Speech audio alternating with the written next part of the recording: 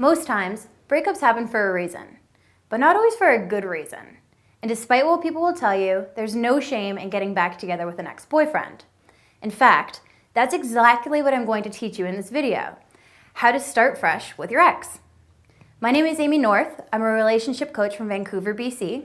I help women like you from around the world achieve their relationship goals. In this case, the goal is to get your ex back. Now, the key to getting your ex back is making him want you. This means that despite how much you may be tempted to beg or plead for another chance, you should never do this. It'll make you look weak, desperate, and even pathetic. That's not the image you want to give yourself if you're trying to win him over again. Well, now that that's out of the way, let's talk about how you can get your ex back. Step 1, the no contact period.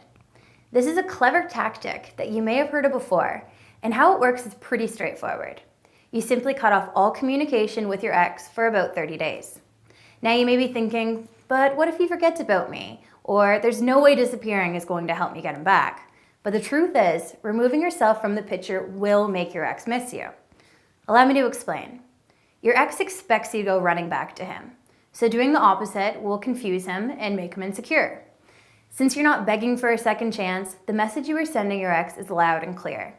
You don't need him, you're strong, and you're perfectly fine with the idea of finding someone new. Don't worry, this doesn't have to be how you actually feel.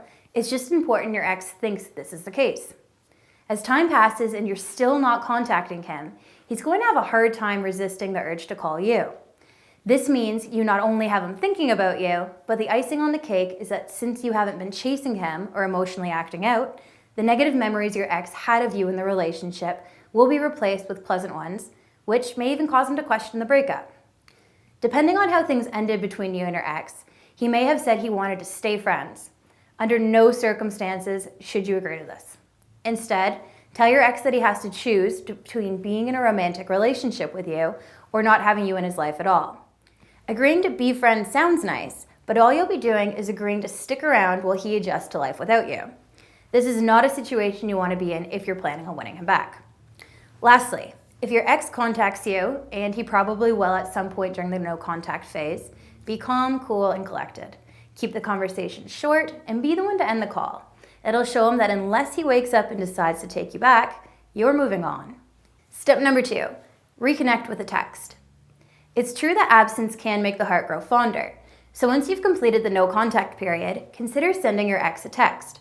At this point, he may be thrilled to hear from you. Now, before you go shooting off a hey or what's up, it's important to put some thought into what you're going to send him.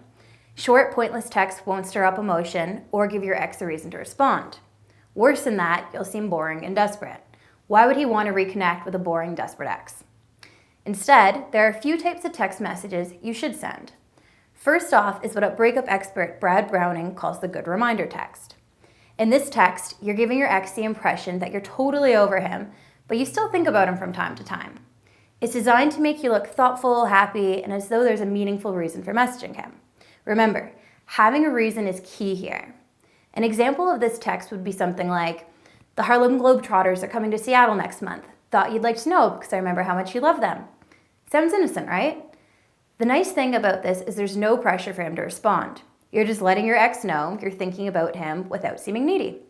In fact, he should be happy to hear from you because you're doing him a favor by telling him about something he might be interested in. The next type of text you may consider sending him is the smile text. Now, this text message should only be used if you handle the breakup properly, as in you didn't beg or plead and you didn't get angry. An example of a smile text would be something along the lines of, "I just stumbled upon my old copy of E.T. and it made me smile and think of you." Okay, maybe this isn't the best example because he may think you're calling him a little weird alien, but you get the gist of it. Basically bring up something that you once enjoyed together. This type of text works on reeling your ex in emotionally by talking about something positive and interesting. These are 2 great text messages to send your ex, and I have to give credit where credit's due here because both of these texts are included in Brad Browning's X Factor program. There's more and more great sample messages and further tips and tricks from Brad Browning in his latest free video, which you can watch at breakupamy.com. That's www.breakupamy.com. Check that out for more texts and additional help with winning your ex back. Step 3, call them.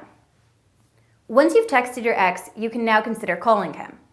This doesn't mean you should hit send on the text and go straight to speed dial with him.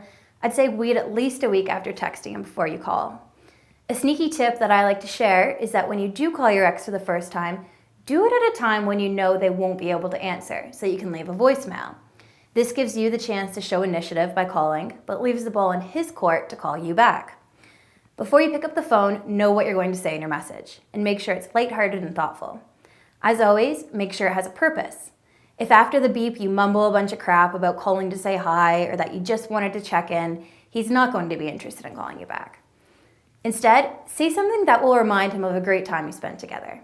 For example, you could say something like, "Hey, thought I'd give you a quick call to let you know that the season premiere at Parks and Rec is on Monday night. I figured you'd want to watch it since the last episode was so awesome. Anyways, hope all is well." Simple as that. Don't try to complicate it or you'll end up rambling. If by chance your ex does pick up when you call, then don't panic or try to quickly hang up, but be brave and stick to the same plan. Calmly say what you were going to say in the voicemail and go from there. No matter how happy you may be to hear his voice or how smoothly the call seems to be going, never try to force a conversation. If you do, you'll seem desperate or make him suspicious that you're trying to win him back. Just keep the phone call easy, breezy, and brief. Always be the one to end a phone call. If you do this properly, your ex will probably be thinking about you and wondering how you're doing. He'll like that you were being thoughtful enough to remind him of something he enjoys, and because your message or call doesn't beg for a reply, it's not going to make you look needy or give away your intentions of getting back together, which you don't want him to know about yet. If you leave the message and your ex phones you back, let his call go to voicemail and wait at least 24 hours before calling back. When you do call, sound upbeat and confident. Tell him about some of the fun things you've been up to, make him laugh, and simply enjoy the conversation. Step 4, the meetup. So, now that you've reconnected with your ex, fired off a few texts, had a few chats, you'll want to make plans to meet up as friends. I repeat, as friends. Do not treat this as a date. Don't call it that when talking to your ex, and don't even bother using that term in your own head. Right now, you're working on getting reacquainted, rebuilding attraction, and that's it. If you frame it as a real date, chances are your ex will either refuse to meet you, or you'll end up right back where you are now because you rushed into things. Not to mention the mental letdown you'll feel if things go sour. So remember, the focus is friendship. Despite that it's not a date, you should still have a plan in mind for when you do meet up. Winging it probably isn't a great idea in this situation. It leaves room for things to go wrong. What you need is a simple, straightforward, foolproof plan. For instance, something like meeting next Thursday for coffee at a nearby Starbucks. Choosing somewhere public for the first meetup is always a good idea and it'll make things more comfortable. When you do meet up, have a fun story to share. Keep things light and do your best to enjoy yourself. The goal is to recreate the attraction between the two of you, and there's no doubt you'll be nervous, but do your best to hide and keep things cheery and comfortable. It'll be super awkward if you sit there biting your fingernails while mindlessly rambling. Think of it as a new first impression. You have the chance to redefine yourself in his eyes, so take advantage of it. Be the calm, confident, smooth talker you've always admired. Just remember, stay positive and avoid bringing up the relationship. You're finally spending time with the person you care about, so live for the moment and enjoy it. At some point, it'll come time to seducing your ex, but it's best not to go beyond playful flirting in the first meeting with your ex unless it's really going well and you're certain he'll be receptive to any advances. I find that a lot of women are able to get to this part pretty easily by doing what I've talked about so far: no contact, a few texts to spark interest, and then the coffee meetup. But then they get stuck and can't progress any further with their ex. If you're in a similar situation where you can't seem to break out of the friend zone, go to www.breakupamy.com and check out the new free video by breakup guru Brad Browning. It shares some sneaky strategies you can use to really make him start thinking about you as more than just a friend. Again, you can find that video at breakupamy.com.